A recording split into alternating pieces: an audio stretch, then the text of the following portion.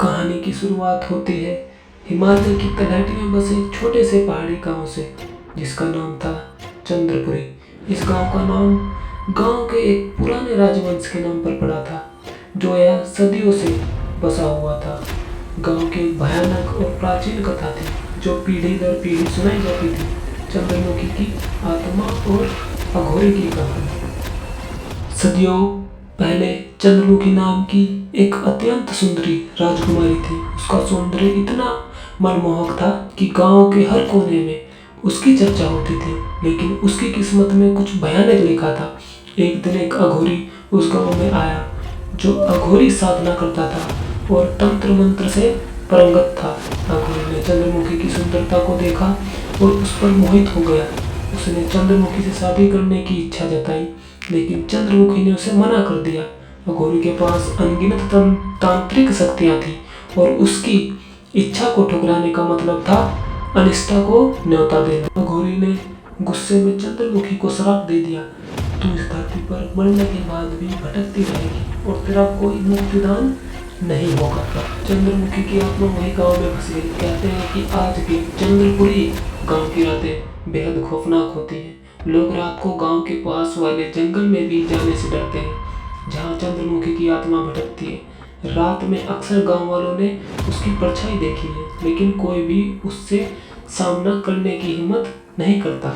गांव में अनजाने लोग अक्सर रहस्यमय रूप से गायब हो जाते हैं। एक दिन गांव में एक युवा अर्जुन, जो कि एक खोजी पत्रकार था, गांव की इस प्राचीन कथा की सच्चाई जानने के लिए वहां आता है। अर्जुन को रहस्यमय कहानियों में गहरी दिलचस्पी थी और अर्जुन ने ठान लिया था कि वह इस भूतिया रहस्य को सुलझाएगा। गांव वालों ने उसे कई बार चेतावनी दी कि वह उस जंगल में न जाए जहां चंद्रमुखी की आत्मा भटकती है, लेकिन अर्जुन पर कोई असर नहीं हुआ। उसने अपने साहस और आत्मविश्वास के बल पर जंगल में जाने का निश्चय किया। अर्जुन आधी रात को अकेले ही उस जंगल की ओर चल पड़ा। जंगल में घुसते ही उसे अजीब सी सिरहसन महसूस हुई।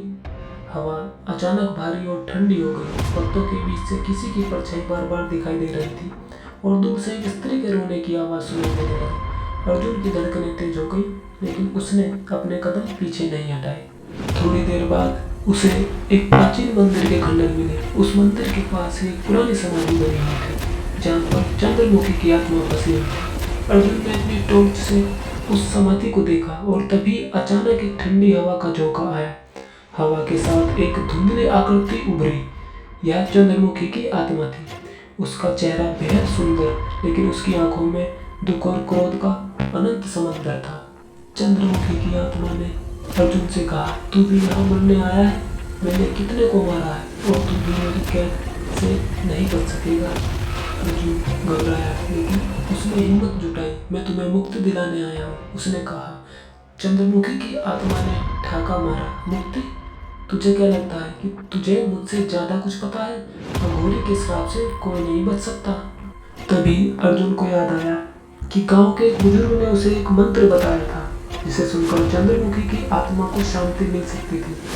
अर्जुन ने वह मंत्र दोहराया। चंद्रमुखी की आत्मा अचानक शांत हो गई, लेकिन तभी जंगल के भीतर से एक गहरी आवाज आई, तूने बहुत बड़ी गलती की है। यह अघोरी की आत्मा थी, जो अब जंगल में प्रकट हो चुकी थी। उसकी आंखों में दहकता हुआ क्रोध था और वह अर्जुन की ओर बढ़ने लगा। अर्जुन को लगा कि अब उसका अंत निकट है। अचानक आकाश से तेज चमक आई और एक दिव्य प्रकाश अर्जुन के चारों ओर फैल गया। एक प्राचीन शक्ति अर्जुन की रक्षा के लिए प्रकट हुई। यह शक्ति चंद्रमुखी की थी, जिसने अर्जुन की भक्ति और साहस को देखकर उसे बचाया।